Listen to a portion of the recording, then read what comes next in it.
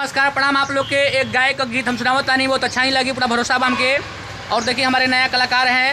ये हम आकर के जो है हमारे जो जमानिया से आए हुए हैं इनको लाए हैं गद्दी पर क्योंकि गाना गाना चाहते हैं इनको हम गवाते हैं। अच्छा लगेगा तो लाइक कमेंट कीजिएगा और सब्सक्राइब कीजिए चैनल को। ठीक है भैया गाइए।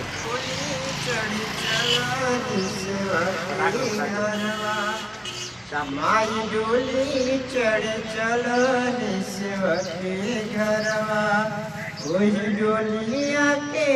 बगवा कहाँ रे डोलिया में चोर भैया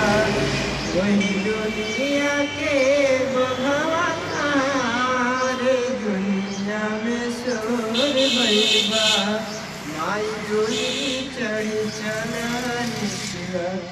घरवा ओही रे डोलिया के ललका हरवा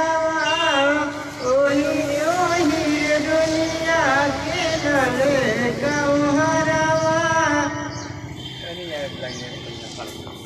अब वाले सुनिया लेकिन हम सुनाता नहीं किस्सा तोरे बहिनिया अइली को के असननवा सातोरे बहिनिया अइली को के असननवा बैठली सिंगार करे तले पर जनवा बैठल भैरू भैया के हो गिरवा यार गिरवा नाक के नथुनिया खोजी लावर मलिनिया केरवा के गंगा जी के तीरवा सातोरे बहिनिया अइली को के असननवा बैठली सिंगार करे तले पर ध्यानवा बैठल भैरू भैया के कीरवा यार कीरवा नाक के नथुनिया खोजी लावर मलिनिया केरवा के गंगा जी के तीरवा मने मने मैया निराश बाड़ी हो बैठल सेवकन के आस बाड़ी हो के खोजी लाई मोर सोने के नथियावा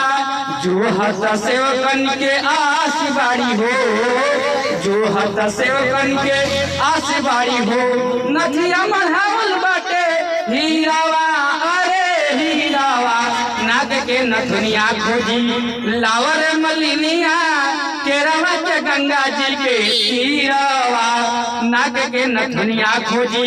लावर मलिनिया केरवा के गंगा जी के देवी ये गीत बा अच्छा ही लगी और अच्छा लगी तो लाइक कमेंट करी आप लोग के हंसावल वीडियो में। जय हो भोजपुरिया समाज।